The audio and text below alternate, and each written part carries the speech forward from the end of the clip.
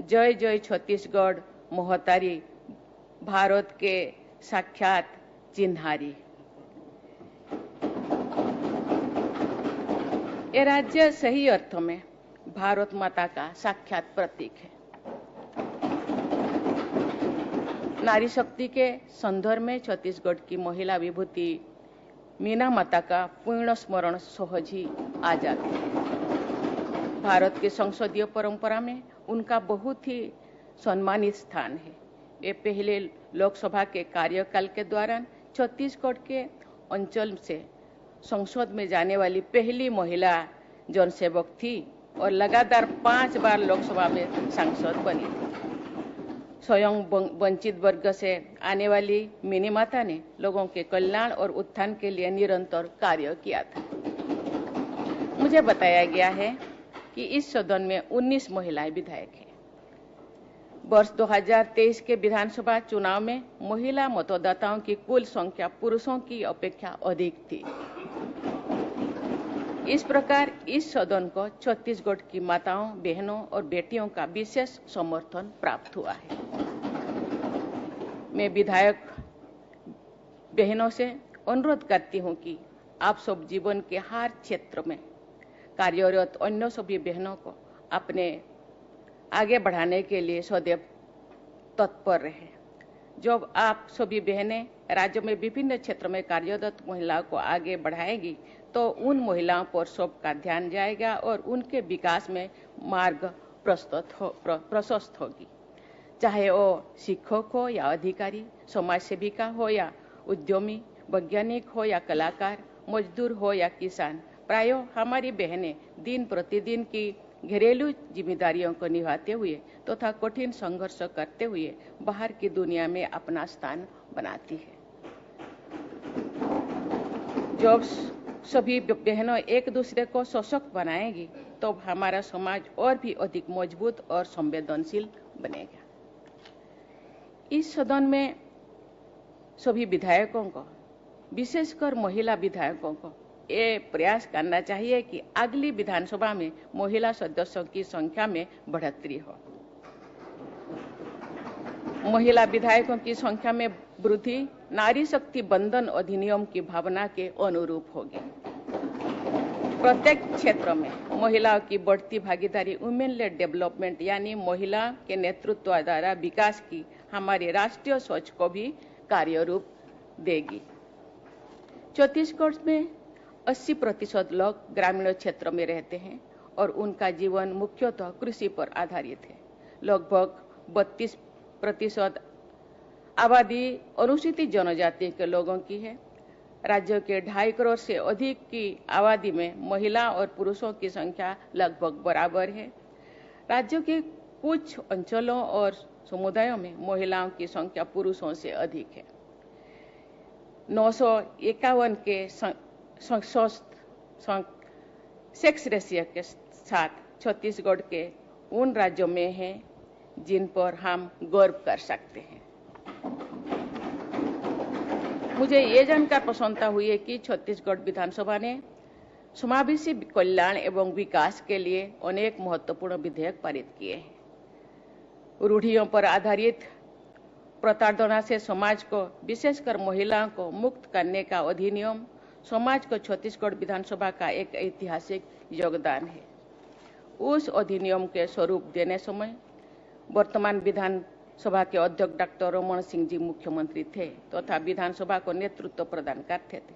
मुझे बताया गया है कि अब तक छत्तीसगढ़ विधानसभा ने 565 विधेयक पारित किए हैं, जिनमें अनेक विधेयक अंत्योदय तथा समाज के विकास के लक्ष्यों से प्रेरित है। इस उपलब्धि के लिए मैं सभी पूर्व एवं वर्तमान विधानसभा के सदस्यों की बहुत बहुत सराहना करती हूँ। माननीय सदस्यगण, छत्तीसगढ़ में विकास की असीम संभावनाएं विद्यमान है। सीमेंट, खनिज उद्योग, स्टील, एल्यूमिनियम तथा विद्युत उत्पादन जैसे क्षेत्रों में विकास के प्रचुर अवसर है।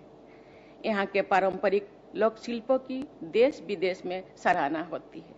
आपका ये सुंदर राज्य हरे भरे जंगलों, झरनों तथा अन्य प्राकृतिक वरदानों से समृद्ध है। आपके राज्यों को महानदी, ईसदेव, इंद्रावती और शिवनाथ जैसी नदियों का आशीर्वाद प्राप्त है। आपके राज्यों को आधुनिक विकास के मार्ग पर आगे बढ़ने के साथ साथ पर्यावरण का संरक्षण भी सुनिश्चित करना है। राज्यों के आप सब नीति निर्माताओं पर विकास और प्रकृति के बीच संतुलन स्थापित करने की जिम्मेदारी है। इसके साथ ही समाज के सभी वर्गों को आधुनिक विकास यात्रा से जोड़ना भी आपका उत्तरदायित्व है। वामपंथी उग्रवाद से प्रभावित लोगों को समाज की मुख्य धारा में जोड़ने का कार्य अंतिम और निर्णायक दौर में पहुंच गया है, मुझे बताया गया है। छत्तीसगढ़ के नक्सल प्रभावित क्षेत्रों के लोग विकास के मार्ग पर आगे बढ़ना चाहते हैं। मुझे विश्वास है कि छत्तीसगढ़ को उग्रवाद से पूर्णतया मुक्त करने के प्रयास में आप सब शीघ्र ही सफलता प्राप्त करेंगे और राज्यों के इतिहास में एक स्वर्णिम अध्याय जोड़ेंगे। आप सभी विधायकों के दिशा निर्देश के लिए गुरु घासीदास जी का मन के एक समाज अर्थात सभी मनुष्य एक समान है का आदर्श विद्यमान है। आज से लगभग 250 वर्ष पहले उन्होंने वंचितों, पिछड़ों और महिलाओं की समानता के लिए समाज सुधार का जो संकल्प लिया था, उसे आज आप सबको सिद्ध करना है तथा मानवता और सामाजिक समरसता पर आधारित श्रेष्ठ छत्तीसगढ़ का निर्माण करना है। मुझे विश्वास है कि छत्तीसगढ़ की विधानसभा राज्यों की समग्र उन्नति और समुचित दिशा प्रदान करती रहेगी। जिस तरह आप सब ने आदर्श विधानसभा का उदाहरण प्रस्तुत किया है, इसी तरह आप सब आदर्श राज्यों के रूप में विकसित छत्तीसगढ़ का आदर्श भी प्रस्तुत करेंगे। मैं नेता प्रतिपक्ष से मैं सहमत हूँ। आप जैसे बरगढ़, संबलपुर को छत्तीसगढ़ का हिस्सा समझते हैं, हम भी रायपुर को ओडिशा के एक हिस्सा समझते हैं।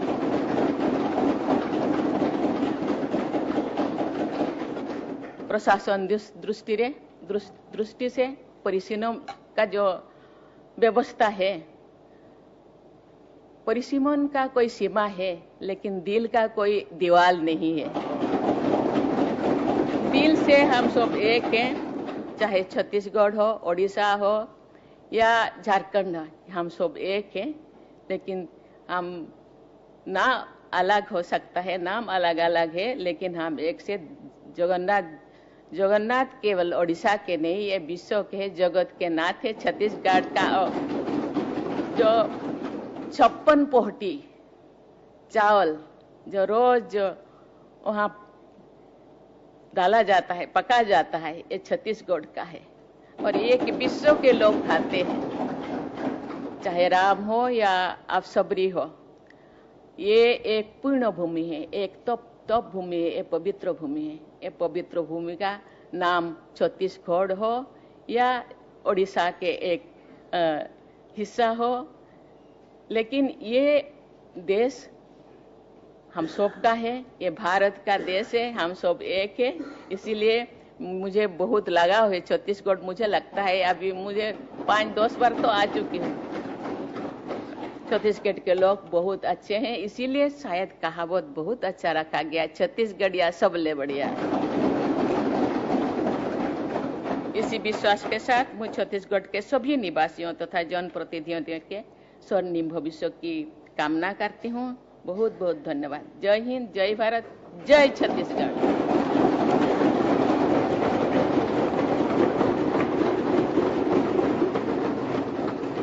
राष्ट्रपति महोदय, इस कार्यक्रम के समापन की अनुमति चाहता हूँ।